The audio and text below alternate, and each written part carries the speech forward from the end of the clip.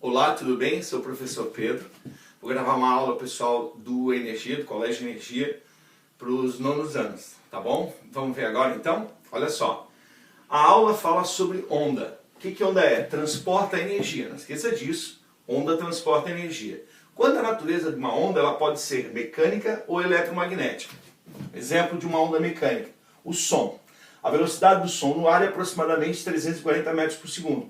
O som não se propaga no vácuo. Por quê? Como ele é uma onda mecânica, precisa de um meio material para poder se propagar. Então no vácuo o som não se propaga. Já uma onda eletromagnética, um exemplo é a luz. A luz ela consegue se propagar no vácuo. Por isso que a gente consegue ver uma estrela. Por isso que a gente consegue receber a energia radiante vinda do Sol. Beleza?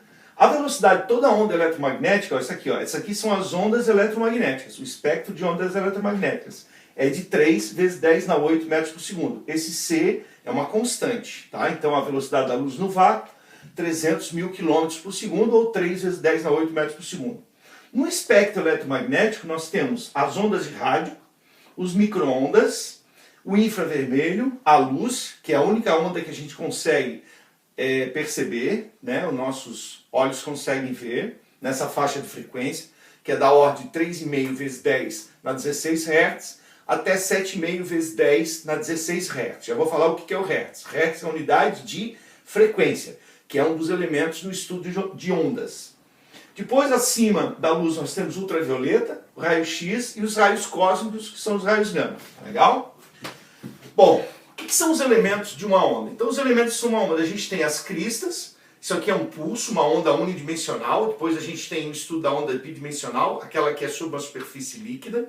E a onda tridimensional, que se propaga em 3 dimensões, que é o exemplo do som. Quando a gente tem o pulso, que nem uma corda vibrando, a gente identifica aqui uma crista, tá? E aqui o vale. A distância entre duas cristas consecutivas, a gente tem um comprimento de onda, representado por essa letra grega lambda. Então, o comprimento de onda, distância entre duas cristas ou a distância entre dois vales consecutivos. Frequência é o número de vezes que uma coisa se repete, certo?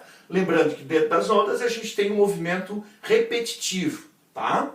Então nós temos a frequência, número de vezes que uma coisa se repete, o comprimento de onda, que é a distância, né, o espaço entre duas cristas consecutivas ou entre dois vales consecutivos, e período é o tempo que leva para uma coisa se repetir, tá legal? Então esse tempo que se eu regulasse aqui, cronometrasse esse tempo para vir daqui até aqui, eu teria então um período, tá legal? Outra coisa importante aqui das ondas é que o som é uma onda mecânica de vibração longitudinal, tá? A onda eletromagnética é transversal. Depois, quando nós estudamos os fenômenos ondulatórios, isso é importante saber. Dentro do som, nós temos as qualidades fisiológicas do som: intensidade, altura e timbre. Quanto à intensidade do som, ele pode ser forte ou fraco. Então, som mais potente, de maior potência. Som fraco, menor potência.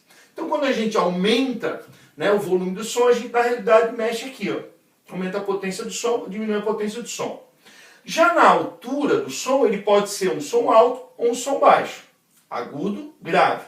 Então, a voz feminina, em geral, tem uma frequência maior.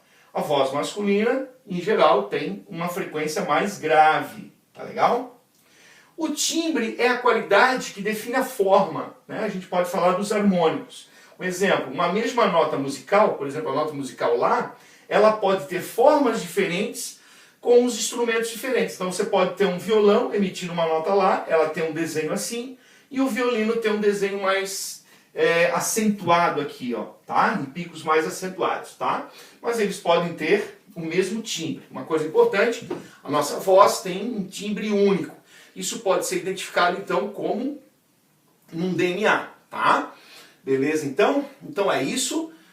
Assista a aula depois pausada e acompanhe a aula em PowerPoint que eu vou mandar para vocês com a resolução dos exercícios da apostila. Beleza?